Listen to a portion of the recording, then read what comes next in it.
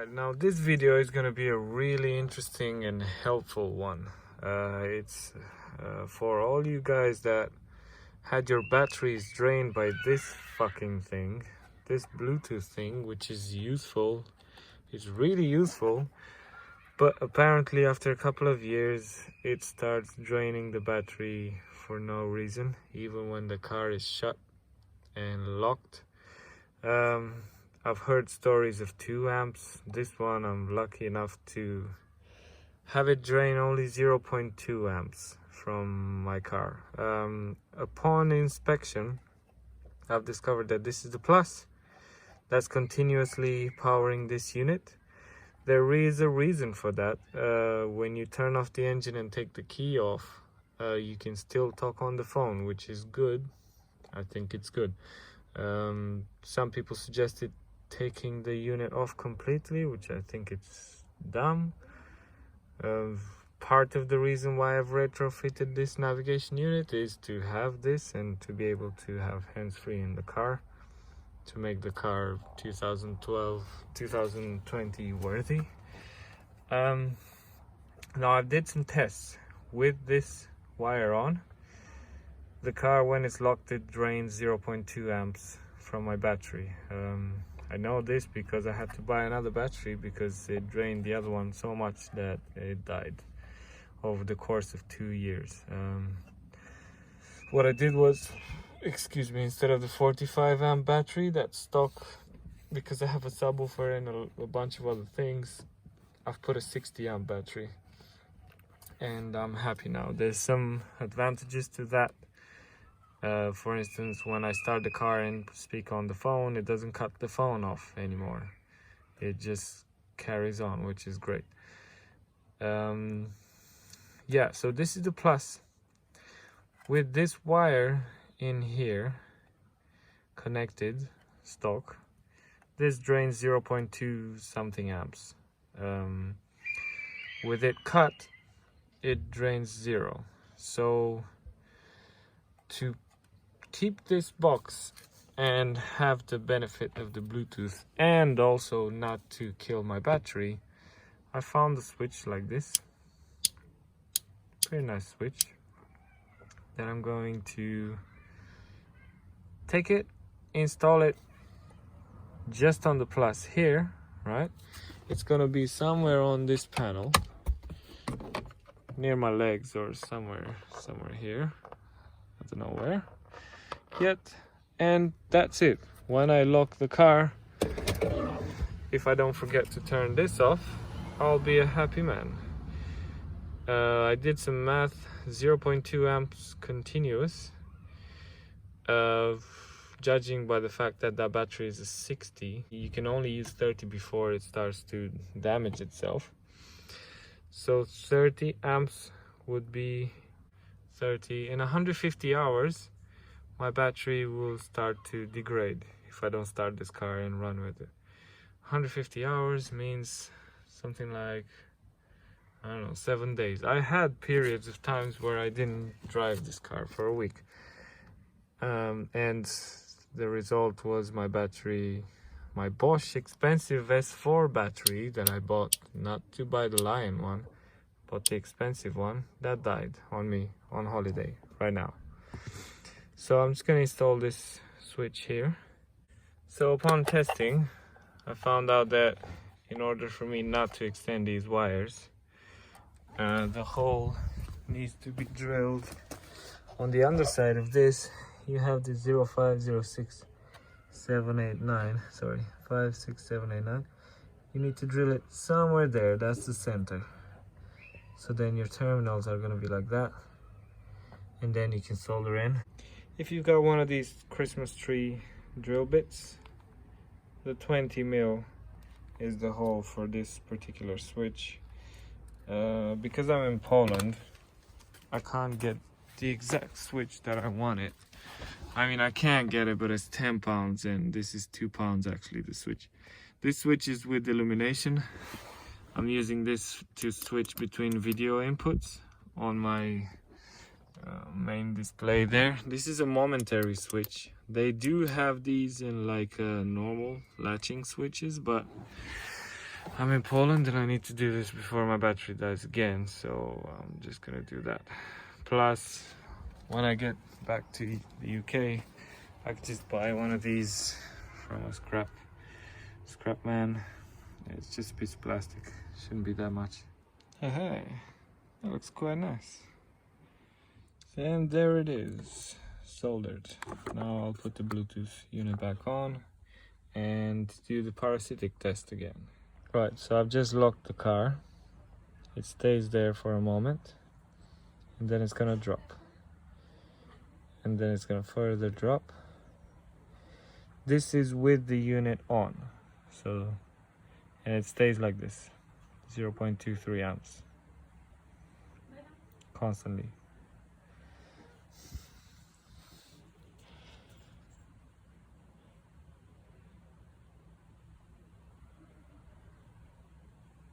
Wait and wait and wait, and it still stays 0.23 amps.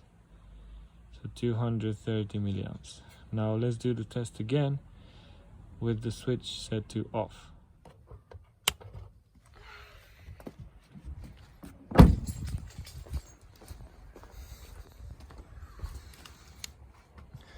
It's gonna be hard filming in.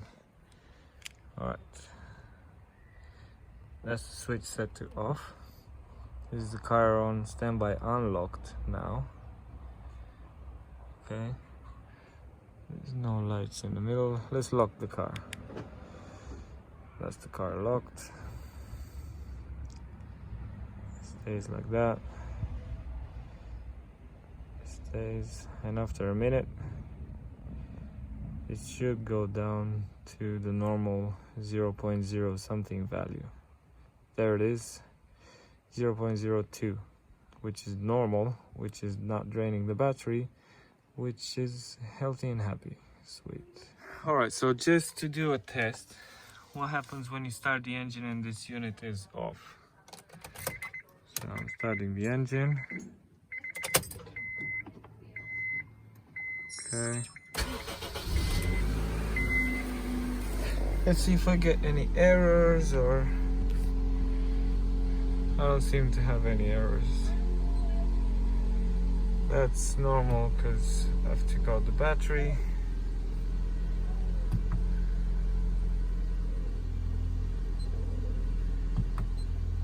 Okay, that's normal. That might take a while. Yesterday it took more than 10 minutes because I'm in an area with buildings and trees and stuff. Alright, I'll do a test now. Actually, I'll leave it for a bit and do a test in a bit after the map goes there and blah blah blah. And I'll try and turn it on while the engine is running to see what happens. Alright, so that works. That's some Polish radio for you. Let's see. The controls work. Everything works with the unit off. Now, when it's connected to the phone, you'll see a phone unit, the phone icon appear there. So I'm turning it on now. Let's have a look. It's on. Let's see if it connects to my phone. It usually takes. There it is. It connects to the phone straight away. Let's see what happens if I turn it off. The phone disappears. The buttons don't work. That's cool. Let's see if the other buttons work. Fan speed 1. Would you say again? AC on. Would you say again? FM preset 1. Please repeat. Interesting. If that unit is off, there's no microphone. So let's turn it on. Turning it on. The microphone goes through that. That's very interesting. So it's on now. Connected. Fan speed 1. Fan speed 1. Yay. Alright, so that's just a simple on-off switch that could save a lot of people a lot of grief with dead batteries and all. I know there's a lawsuit against Honda about this, but this is way easier, simpler, and useful for everybody. So there it is. You can't even see the button. It's down here. It's really nice. It's off now. To prove that it's working, I'm gonna do that parasitic test again, which I did, but my phone died, and when an iPhone dies, apparently it doesn't save the clip. Aha, I hope this helps.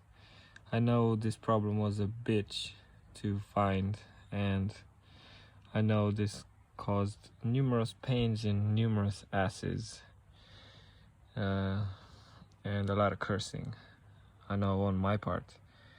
So that's how you fix a leaky Bluetooth unit. The other option is re-bowling it, or